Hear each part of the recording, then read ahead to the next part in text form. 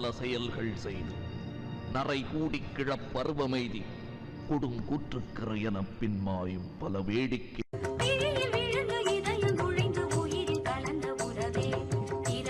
இல்ல நான் வெட்டுப்படி torture பெட்டது. I hate you.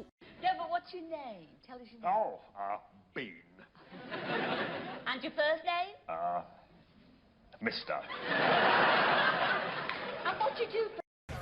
चलो म्याओ बहुत हो गया तेरा. तू आज राज नहीं करेगी तो लाइफ में नहीं करेगी. And you're gonna die if you don't break free. Maybe not right away because you're strong, but அனல் பறக்கும் பிரச்சாரங்கள், அலை அலையாய் திரண்ட மக்கள். முதல் கட்ட தேர்தல் நாளை மறுநாள் ஆரம்பம். திருநங்கை கொலை வழக்கில் மரண தண்டனை விதிக்கப்பட்ட 3 பேரின் கருணை மனுவை ஜனாதிபதி நிராகரித்தார். சமூக அமைப்புகள் எதிர்ப்பு. மூவரின் தூக்கு தண்டனையும் உரிய காலத்தில் நிறைவேற்றப்பட வேண்டும். உச்சநீதிமன்றம் பரபரப்பு தீர்ப்பு. திருநங்கைகளுக்கான 3% இடஒதுக்கீடு மசோதா நிறைவேற்றப்பட்டது. வாக்காளர் அடையாள அட்டை, குடும்ப அட்டை வழங்கிடவும் அரசுக்கு உச்சநீதிமன்றம் பரிந்துரை. சென்னையில் திருநங்கைகள் கிளம்பிட்டேன். அவரை டிவி ஆஃப் பண்ண சொல்லிட்டு காலங்காத்தால பொழப்பு பார்க்க சொல்லு. ராமேஸ்வரம் மீனவர்கள் மீது இலங்கை கடற்படையினர் மீண்டும் தாக்குதல் நடத்தியிருக்கும் சம்பவம் மீனவ கிராமங்களில் பதற்றத்தை ஏற்படுத்தியுள்ளது.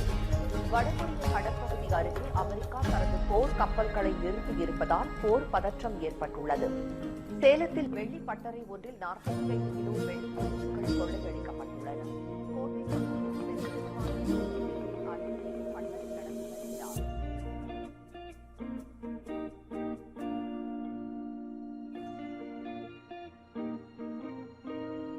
Excuse me. சொல்லுங்க சார். சாரை பார்க்கணும். எதுக்கு?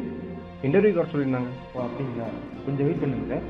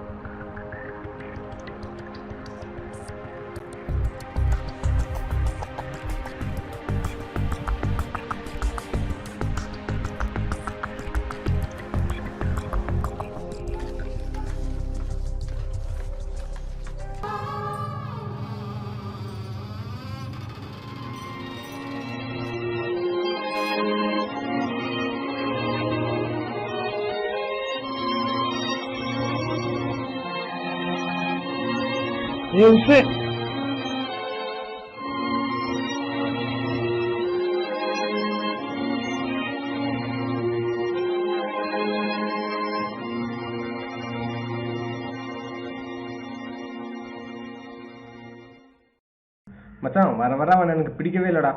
ஏன்டா அப்படி சொல்ற? பின்னடா அவ ஆளும் அவன் நடையும் பொம்பளை மாதிரி ரிவ்யூ பண்ணிட்டு இருக்கா. மேக்கப் பண்ணிட்டு பையன் மாதிரியா நடந்துக்கிறா. டேய் நீ ஏன்டா கோவப்படுற? ஒரு வருஷம் நல்லா என்டர்டைன்மெண்ட் பண்ண வேண்டியதான், அவ்வளவுதான். என்டர்டைன்மெண்ட் பண்றதா? ஹேய், அவ கூட படிச்சது 4 பேருக்கு வெளில தெரிஞ்சா நமக்கு தான்டா அவமானம். ஒரு வருஷம் ஜாலியா இருந்துட்டு போக வேண்டியதான், அவ்வளவுதான். என்னமோ சொல்லுங்கடா, எனக்கு என்னமோ அவன் சுத்தமா பிடிக்கல. மச்சி அவ ஆம்பளையா பொம்பளையானே தெரியலடா. கரெக்டா வெளில போய் நாளைக்கு வேலை தேடி போனா இவன் கூட தான் படுத்தோன்னு யாருக்கா தெரிஞ்சா நம்ம மனம் தான் போகும். சார் சார் உங்களை வர சொல்றாரு.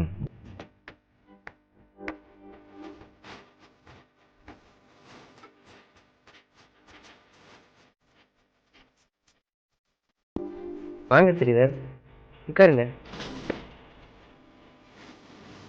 நீங்கள் லாஸ்ட் வீக் ஐ டொனேஷன் ஃபவுண்டேஷனில் கண்தானம் பண்ணுறதா உங்கள் நேம் ரிஜிஸ்டர் பண்ணியிருக்கீங்க.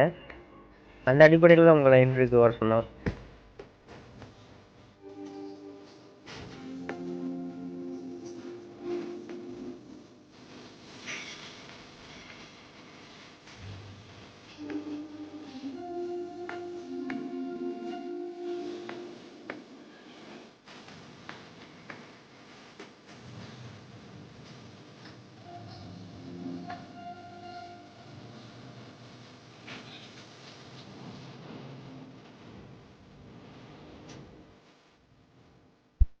ஒரு அப்பாயின்மெண்ட் லெட்டர் ரெடி பண்ணுங்க.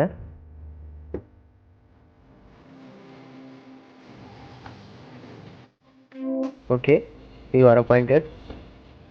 வெளியில் கம்பெனிக்காவை பார்த்துருங்க.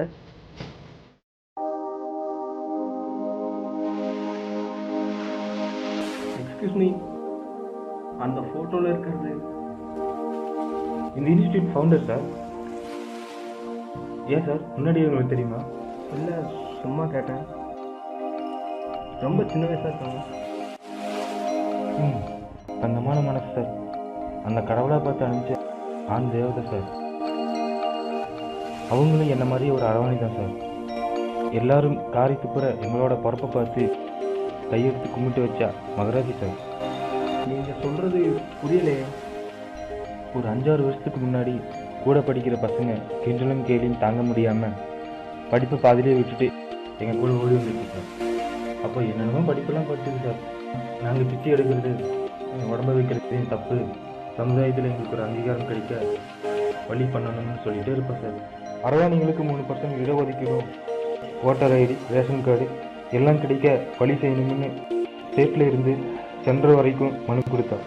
அரசாங்கமும் அதை ஏற்றுக்கிட்டு இப்போதே எல்லாம் கிடைக்கிறதுக்கு வழி செஞ்சுருக்கு. ஆனால் இதெல்லாம் அவதான் எங்கள் கூட இல்லாமல் போயிட்டான். ஏன், என்னாச்சு? இந்த பிச்சை எடுக்கிற பொழப்பு ஆகாதுன்னு ஒரு கம்பெனிக்கு இன்டர்வியூக்கு போனோம். அங்கே சொல்லுங்கம்மா, உங்கள் பேர் என்ன படிச்சிருக்கீங்க? அனார்கலி சார். உங்கள் ஃபைல்ஸ்லாம் கொடுங்க.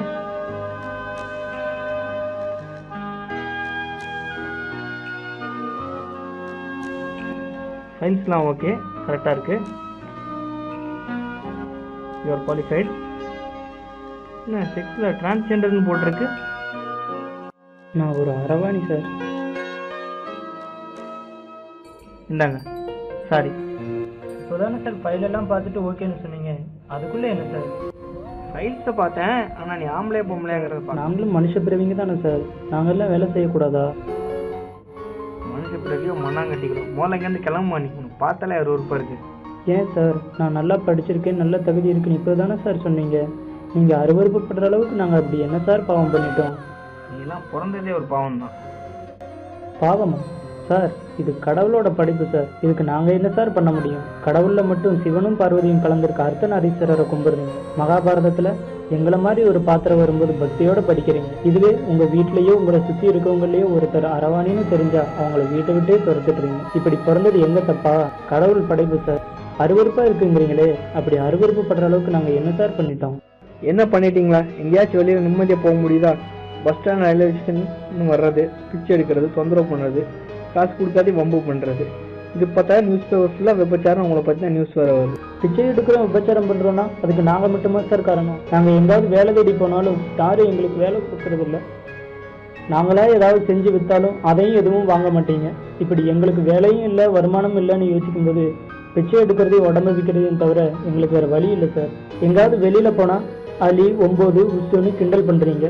பாத்ரூம் போகணும்னா கூட ஆம்பளைங்க பாத்ரூமில் பொம்பளைங்கன்னு விடுறதில்ல, பொம்பளைங்க பாத்ரூம்லையும் விடுறதில்ல. இப்படி எங்களுக்கான உரிமையெல்லாம் கேட்டால் கிடைக்காதுன்னு தெரிஞ்சதுக்கப்புறம் நாங்களாக எடுத்துக்கணும்னு தான் சார் தோணும். இதெல்லாம் எங்கள் தப்பு இல்லை சார், எங்களை அசிங்கம்னு சொல்கிற சமுதாயத்தோட தப்பு சார். ஒரு பஸ்ஸில் போனால் கூட பக்கத்து சீட்டில் யாரும் உட்கார மாட்டாங்க. படிக்கிற பள்ளிக்கூடத்தில் கூட படிக்கிற பசங்க கிண்டல் பண்ணுவாங்க. எங்களை பள்ளிக்கூடத்தில் யார் கூடவும் சேர்க்கவும் மாட்டாங்க. எங்கள் மேலே உயிரையே வச்சுருக்க அப்பா அம்மா கூட நாங்கள் ஒரு அரவாணின்னு தெரிஞ்சால் வீட்டை விட்டு துரத்துட்டுருங்க சார். மன்னிச்சிருமா, நீங்களும் மனுஷங்க தான், உங்களுக்கும் உணர்வு இருக்குன்னு புரிஞ்சுட்டேன். தப்பு எங்கள்கிட்டன்னு இப்போ தான் புரிய வருது. நம்ம ஆஃபீஸில் இன்றைக்கே நீ வேலைக்கு ஜாயின் பண்ணிக்கோ. ரொம்ப நன்றி சார். நான் ஏதாவது தப்பாக பேசியிருந்தேன் என்னை மன்னிச்சிருங்க சார். சேச்சா, அதை பற்றி ஒன்றும் இல்லைம்மா. நீ யார் மேலே தப்பு இருக்குன்னு இப்போ தெளிவாக புரிய வச்சுட்டேன். இன்டர்வியூ முடிஞ்சு வேலை கிடைச்சிருச்சுன்னு ஃபோன் பண்ணேன். கடையில் புது சேலை வாங்கிட்டு வரேன்னு சொல்லிட்டு ராத்திரி திரும்பி வரும்போது 3 பொறிக்கு பசங்க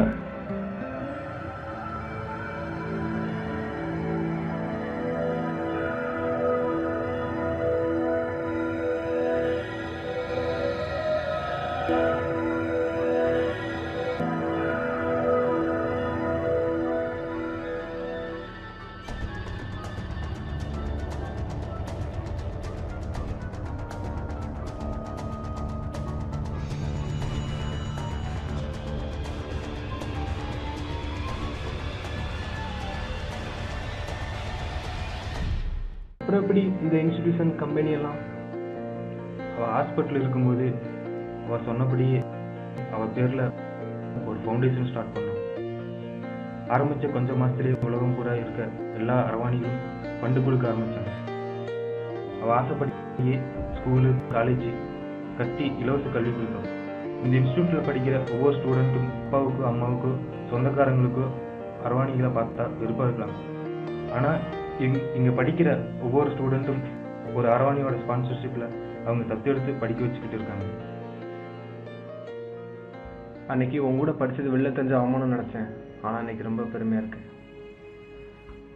இப்போது அனார்கலி செத்துட்டாங்களா? இல்லைங்க, இந்த உலகத்தில் இருக்க ஒவ்வொரு ஆணும் அண்ணன், தம்பி, அப்பா, சித்தப்பா, பெரியப்பா, மாமா, தாத்தான்னும், அதே மாதிரி பொண்ணுங்க அக்கா, தங்கச்சி, அம்மா, சின்னம்மா, பெரியம்மா, அத்தை, பாட்டின்னும் வாழ்ந்துட்டுருக்காங்க. ஆனால் அரவாணியாக பிறந்தவங்க ஒவ்வொருத்தரும் அனார்கலியாக வாழ்ந்துட்டு தான் இருக்காங்க. ஒவ்வொரு அரவாணிக்குள்ளேயும் ஒரு அனார்கலி வாழ்ந்துட்டு தான் இருக்கா. தங்களோட தடைகளை தகர்த்தெறிஞ்சிட்டு தலைமுறைகள் வாழ்ந்துட்டு இருக்க ஒவ்வொரு அரவாணியும் ஒரு அனார்கலி தான். திருநங்கை பெயருக்கு மட்டும் கொடுக்கும் மரியாதையை அந்த உயிர்களுக்கும் கொடுப்போம்.